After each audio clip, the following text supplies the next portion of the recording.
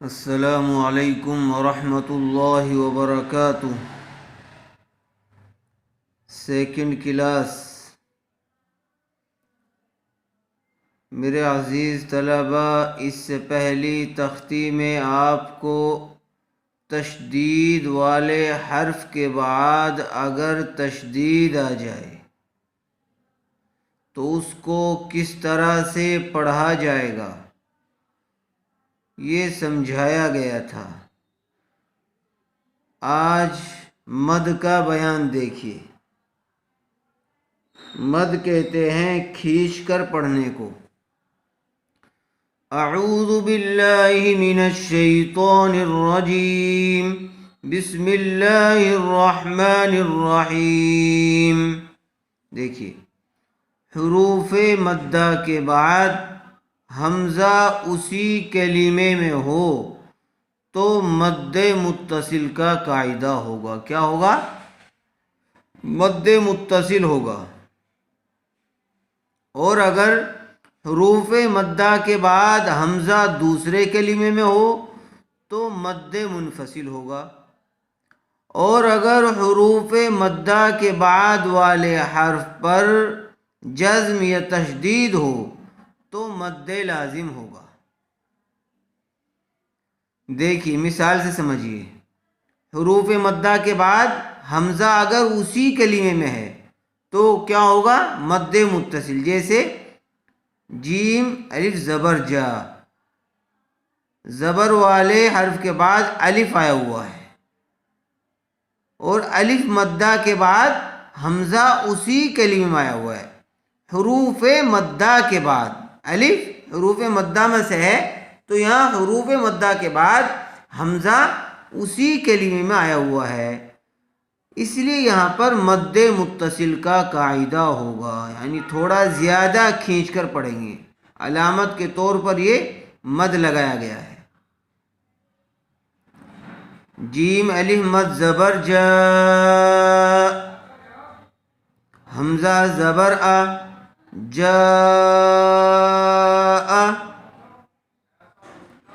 سین یا مد زیر سی، یا کیا ہے؟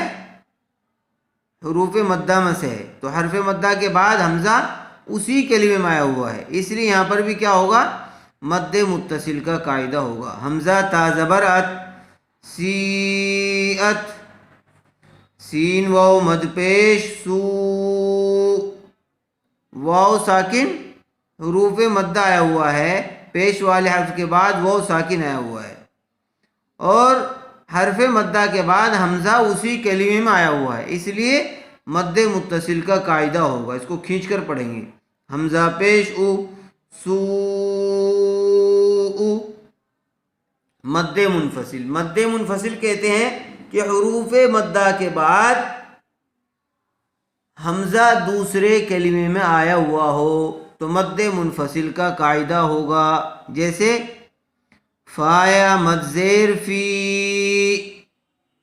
تو یہاں حرف مدہ کے بعد حمزہ دوسرے کلمے میں آیا ہوا ہے، فی الگ کلمہ ہے اور امرنا الگ کلمہ ہے، تو یہاں حمزہ دوسرے کلمے میں آیا ہوا ہے اور جا یہ ایک ہی کلمہ ہے، حمزہ اسی کلمے میں آیا ہوا ہے، اس لیے مد متصل کا قاعدہ ہوا تھا۔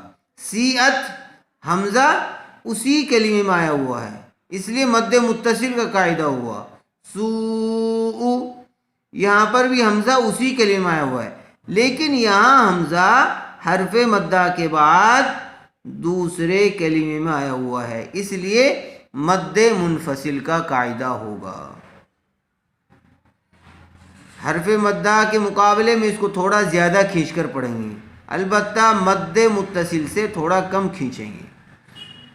حمزہ میم زبر ام، را زیر ری، فی امری، نون الف زبر نا، فی امرینا، لام الف مد زبر لا، حمزہ زیر ای، لا ای، لام کھڑا زبر لا، لا الہ، ہا زبر ہا، لا الہ، حرف مدہ کے بعد حمزہ دوسرے کلمے میں آیا ہوا ہے. لام الف مد زبر لا ایک کلمہ، الہ دوسرا کلمہ، تو حمزہ دوسرے کلمے میں آیا ہوا ہے حرف مدہ کے بعد، اس لیے مد منفصل کا قاعدہ ہوگا.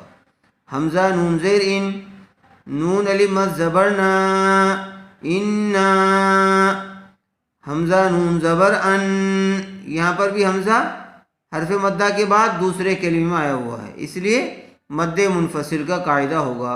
حمزہ نون زبر ان، نون ساکن کے بعد حروف اخفا میں سے زا آیا ہوا ہے، اس لیے غننے کے ساتھ اخفا کر کے پڑھیں گے. ان، زا لام زبر زل، نون الف زبر نا، انا انزلنا.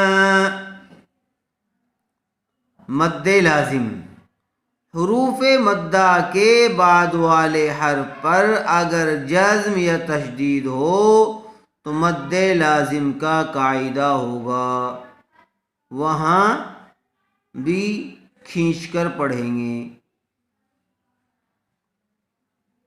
حمزہ لام مد کھڑا زبر آل،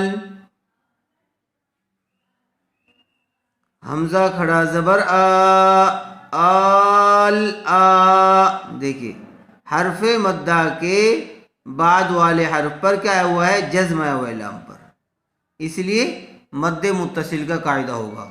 یہاں کھینچنا ضروری ہے، کھینچ کر پڑھیں گے. آل آنا، حمزہ کھڑا زبر آ، نون زبر نا، آل آنا. ہا الف جیم مد زبر حاج،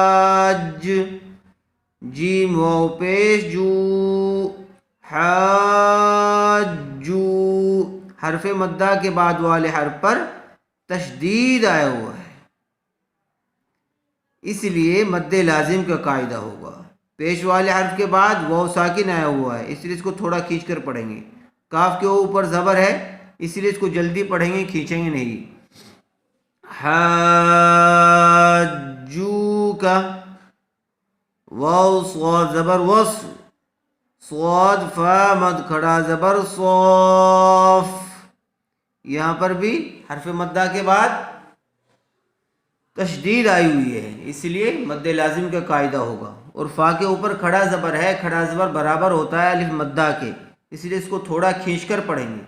تاکہ نیچے زیر ہے، جلدی پڑھیں گے، کھینچیں گے نہیں. والصافات، ان کو اچھی طرح سے یاد کر لیجئے اور خوب سمجھ لیجئے کہ حرف مدہ کے بعد اگر حمزہ اسی کلمے میں آیا ہوا ہے تو مد متصل کا قاعدہ ہوگا. حرف مدہ کے بعد اگر حمزہ دوسرے کلمے میں آیا ہوا ہے تو مد منفصل کا قاعدہ ہوگا. اور اگر حرف مدہ کے بعد والے حرف پر جزم یا تشدید ہے تو پھر مد لازم کا قاعدہ ہوگا. اس کو اچھی طرح سے ذہن نشی کر لیجئے اور اس کی مشق کیجئے.